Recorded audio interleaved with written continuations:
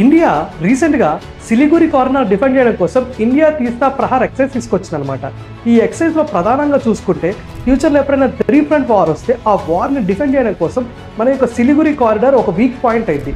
ఆ weak point defend చేయడం కోసం పట్టుకొచ్చిన ఎక్సైజ్ తీస్తా ప్రహార్ ఎక్సైజ్ అని చెప్పొచ్చు అనమాట. సో ఇలాంటి పరిస్థితి ఎందుకు వచ్చింది అంటే మన యొక్క ఎకనామిక్ గ్రోత్ అనేది చాలా స్ట్రాంగ్గా ఉంది.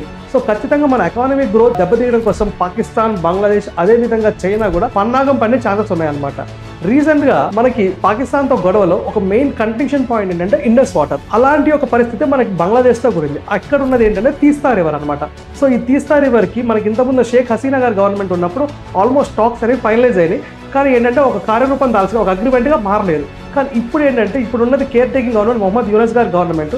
ఆ గవర్నమెంట్తో మన ఇండియాకి ఆల్రెడీ కూడా చాలా వరకు డిస్ప్యూట్ నడుస్తూ ఉంది. సో అలాంటి పరిస్థితుల్లో తీస్తా రివర్ మీదైనా లేకపోతే అక్కడ ఉన్న ల్యాండ్స్ గురించి అయినా ఎప్పుడైనా సరే ఒక డిస్ప్యూట్ అనేది అయ్యే ఛాన్సెస్ ఉంటాయి. సో డైరెక్ట్గా డిస్ప్యూట్ కాకపోయినా సరే ఫ్యూచర్లో ఎప్పుడైనా సరే చైనా నుంచి అయినా సరే లేకపోతే ఇతర వాళ్ళ దగ్గర నుంచి అయినా కూడా బంగ్లాదేశ్ పుష్ దొరికితే అప్పుడు ఈ యొక్క 3 ఫ్రంట్ వార్ జరిగే ఛాన్సెస్ ఉంటాయి అనమాట. సో ఖచ్చితంగా దీన్ని మనం దృష్టిలో పెట్టుకొని ఈ ఎక్సైజ్ అనేది కండక్ట్ చేస్తాం. ఈ ఎక్సైజ్లో మనం డ్రోన్స్ని, అక్కడ ఉన్న మార్షల్ లాండ్కి తగ్గట్టుగా మన ట్యాంక్స్ మూవ్మెంట్ని, మరి అక్కడ ఆర్టిఫిషియల్గా తయారు చేసే బ్రిడ్జెస్ని, అదేవిధంగా డిఫరెంట్ మనం హైటెక్ ఎక్విప్మెంట్ యూజ్ చేసామని చెప్పొచ్చు.